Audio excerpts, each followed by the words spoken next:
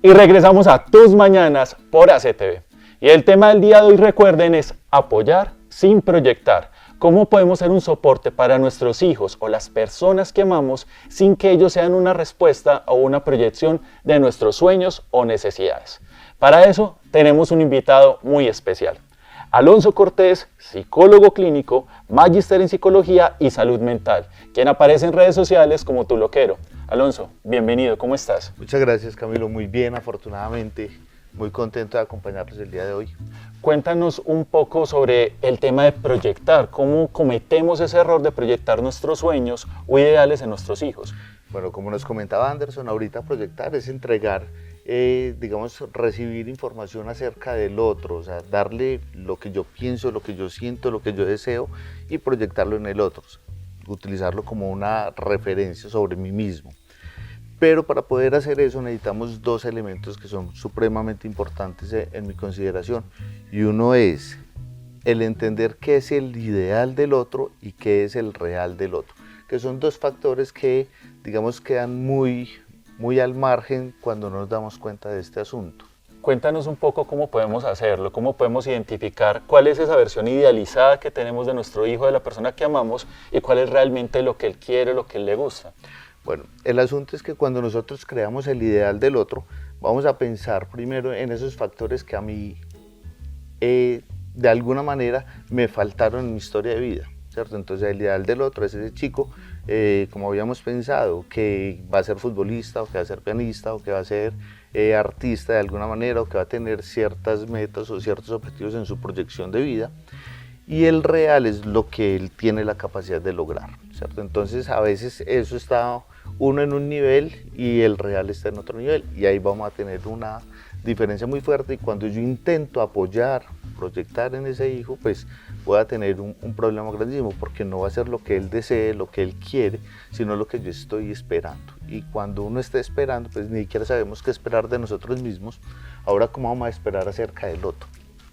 A veces para nuestros hijos es difícil tener ese tipo de conversaciones. No quieren decirnos que no quieren continuar en la escuela de canto, o de música, o con el fútbol, por miedo a romper nuestros corazones.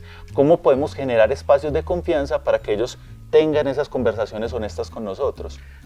Hay un asunto ahí, es la comunicación asertiva, ¿cierto? Una comunicación asertiva es una comunicación basada en el respeto, en dar el mensaje correcto. Y yo como padre y el otro como hijo tenemos que llegar como a ese acuerdo del respeto. No hay que estar de acuerdo realmente, o sea, yo no tengo que estar de acuerdo con que mi hijo se quiera salir de derecho, pero tengo que respetar su decisión. Entonces yo creo que la asertividad es lo fundamental en este asunto, o sea, darle al otro no la razón, pero sí el respeto frente a sus decisiones. Cuando yo entiendo que el otro es diferente a mí, que el otro tiene una experiencia de vida diferente a mí, que yo lo crié, sí, yo lo crié, pero es que él vive experiencias cuando no está conmigo. Y eso va formando su carácter, su personalidad, lo va formando él como sujeto, y eso es lo que lo lleva a él a decidir en su vida, no lo que yo le he proyectado, lo que yo le he enseñado, lo que yo le he mostrado a partir de mis características de personalidad, de mis relaciones familiares. Entonces tengo que respetar lo que él logra decidir cuando tiene la posibilidad de tomar decisiones. Más o menos en qué momento deberíamos tener esta conversación, alrededor de los 14, 15 años, que es cuando ya el cerebro de este chico está listo para entender, ¿cierto? Que puede tomar decisiones y que esas decisiones pueden ser diferentes a las del papá. Iván, ¿y cómo podemos hacer ese duelo? Me explico. A veces nosotros crecimos en un hogar en el que no teníamos los recursos para ir a la universidad y nos soñamos la ceremonia de graduación de nuestros hijos, pero quizás él o ella no quiere ir a la universidad. Entonces todo ese imaginario se cae. ¿Cómo podemos hacer ese duelo? Bueno, o sea, lo primero es, como te decía, entender que el otro y yo somos distintos, ¿cierto? Entonces no tenemos las mismas características, no tenemos el mismo contexto, no tenemos la misma forma de relacionarnos. Segundo, no etiquetarlo. No decir, es que este es el hijo genio, o este es el hijo que va a ser abogado, o este es el hijo que va a ser ingeniero, o este es el hijo artista. No, o sea, es el hijo. Punto, no tiene más etiquetas. Entonces, eso me ayuda a mí a no generar expectativas que posiblemente no lleguen a cumplirse, ¿cierto? A veces yo digo, ay no, yo quiero que mi hijo sea futbolista, pero es que el muchacho es tronco, o sea, pues no da pie con bola, tiene 2 pies izquierdos, o sea, no puedo esperar que este chico sea futbolista, entonces tengo que entender eso. A veces recuerdo una frase muy bonita, ¿cierto? Que alguien coge y le pregunta a su gurú, tengo un problema, mi hijo sacó 1 en matemáticas y 10 en artes, ¿qué debo hacer? Le contrato un profesor de matemáticas y el gurú le dice, no, pues contrátale uno de artes, ¿cierto? O sea, potencia aquello que tú ves que sí tiene la posibilidad de alcanzar, ¿cierto? Entonces eso es apoyar sin constreñir al chico, es acompañarlo en esas decisiones que está tomando, entender que hay unas decisiones que él puede tomar solo y que yo soy su apoyo, o sea, yo lo tengo que acompañar, no decirle si es buena o mala la decisión, es simplemente, listo, tu decisión, vamos a evaluar consecuencias positivas y consecuencias negativas de esta decisión y ahí quedas tú solo. Eso sí, ten la seguridad de si te equivocaste, si las decisiones que tomaste y las consecuencias que estás experimentando son negativas, aquí estoy yo. Claro que sí. Hay algo muy interesante que mencionas y es las etiquetas. Y es, a veces decimos cosas que no nos dijeron de pequeños y que consideramos maravillosas, pero terminan generando una imagen en nuestros hijos. Es decir, le decimos a nuestra hija, eres hermosa, eres bella, eres bella, eres bella, y construye toda su autoestima a través de la belleza. O le decimos a nuestro hijo, eres perfecto, me encanta que nunca me decepcionas, y eso termina generando unas expectativas poco realistas. ¿Qué otras etiquetas ponemos en nuestros hijos que quizás no nos damos cuenta que le pueden hacer un mal? Bueno, acabaste de mencionar etiquetas positivas, decirle cosas bonitas, favorables al niño, pero también a veces le decimos, no, es que usted es muy bruto, o sea, ¿cómo te ocurre? No seas pendejo, eso no se hace, ¿cierto? Entonces le vamos también cargando de algunos comportamientos, de algunas actitudes que no son correctas. No vamos a decir que son malas, sino que no son correctas, porque puede que en ciertos contextos puedan ser las que se deben presentar, pero en ciertos contextos no se presentan, entonces no estamos mencionándolo de forma correcta. ¿Eso qué va a hacer? Va a menguar, como tú dices, la autoestima del chico, ¿cierto? El amor hacia sí mismo. Que ahí tenemos un problema muy simpático con eso de hablar de autoestima, y es que siempre pensamos que la autoestima es cuánto me valoro, ¿cierto? Si me conozco o qué es lo que quiero, y la autoestima realmente hace referencia a cómo me amo, ¿cierto? Y aprendimos a amarnos a partir de lo que el otro me dice que soy. Si el otro me dice, usted es muy bonito, yo creo que soy bonito. Si el otro me dice, usted es feo, yo creo que soy feo. Si usted es inteligente, entonces yo digo, soy inteligente y me amo de acuerdo a lo que el otro me está diciendo. Y no hemos trabajado en decirle al chico, bueno, ¿y tú qué vas a creer? ¿Qué es lo que vas a construir en tu autoestima? Entonces, ¿cómo te vas a demostrar que te amas? ¿Cierto? Ponte una ropa que tú digas, me hace sentir bonito, me hace sentir elegante, me hace sentir chévere. Vamos a comer algo que tú digas, esto me gusta, esto me va a satisfacer y voy a disfrutarlo, ¿cierto? Entonces tengo que invitarlo a que él empiece a construir esa autoestima de forma positiva, pero él solito, yo al margen, ¿cierto? Alrededor de él, acompañándolo sin decirle que tiene que decidir, y eso es fundamental. Ahí nos das 2 ejemplos muy importantes, y es desde la ropa y algunas decisiones que pueden sonar muy básicas, pero es ¿qué quiero comer? ¿Qué otras decisiones podemos dejar en nuestros hijos para que ellos vayan construyendo su identidad y su visión de la autoestima?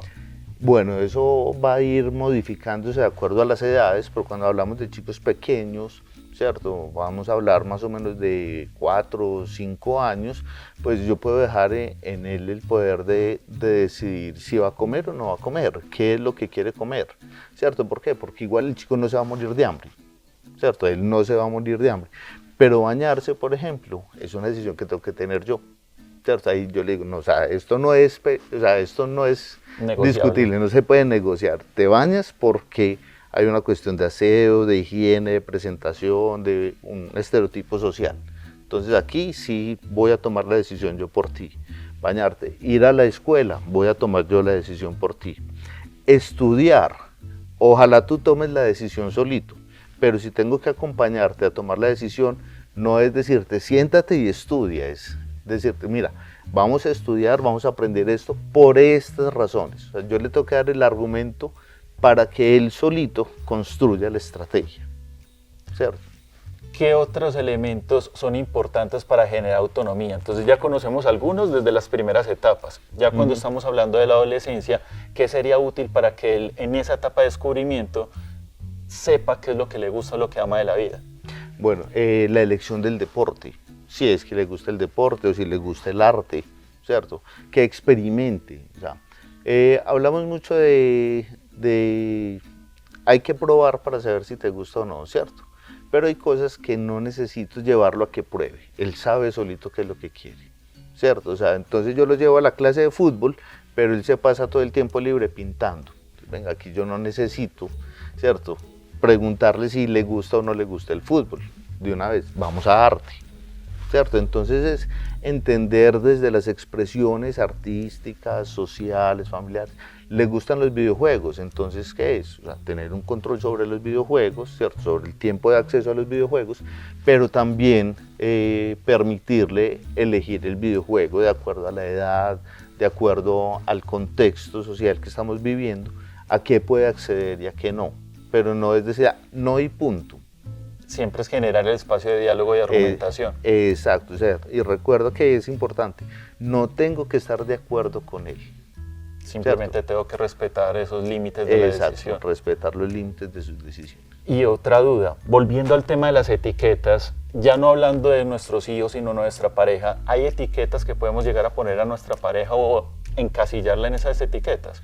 Ah, claro, o sea, pues para todo tenemos etiqueta, entonces, no, mi esposa es gruñona, mi esposa es mandona, no, mi esposa es amorosa, mi esposa es tierna, o sea, son elementos que, bueno, todos tenemos esos cambios, a veces somos gruñones, a veces somos románticos, a veces somos muy cariñosos y a veces no somos nada de eso, ¿cierto? Entonces cuando hablamos de etiquetas, o sea, realmente es que marcamos al otro de acuerdo a sus habilidades, sus capacidades, ¿cierto? Entonces yo espero, como yo la conocí y era cariñosa, yo espero que quede cariñosa toda la vida y seguramente va a hacer alguna cosa que va a hacer que no sea cariñosa conmigo en determinado momento, entonces tengo que entender que eso se puede modificar, ¿cierto? Cuando yo estoy consciente de que esa etiqueta no la significa ella completamente, como decía Anderson, entonces yo logro entender cómo mejorar el apoyo, el acompañamiento en esa relación sin que se vuelva un conflicto.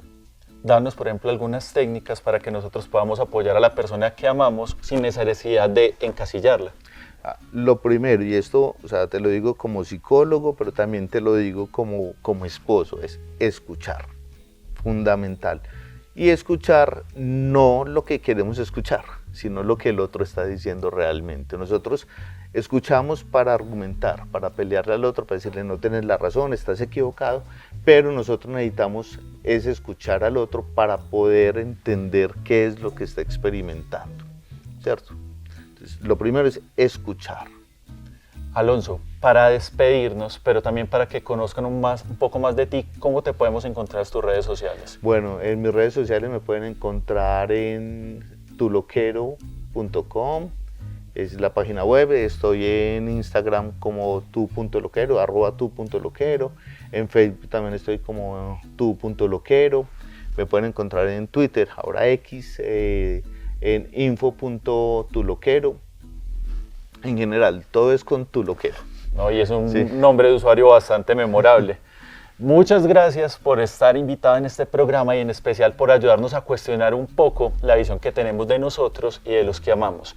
Y ustedes no se vayan de Tus Mañanas por ACTV, que tendremos más invitados, música, espectáculo, entretenimiento y emprendimiento en nuestro programa. Así que quédense en Tus Mañanas por ACTV.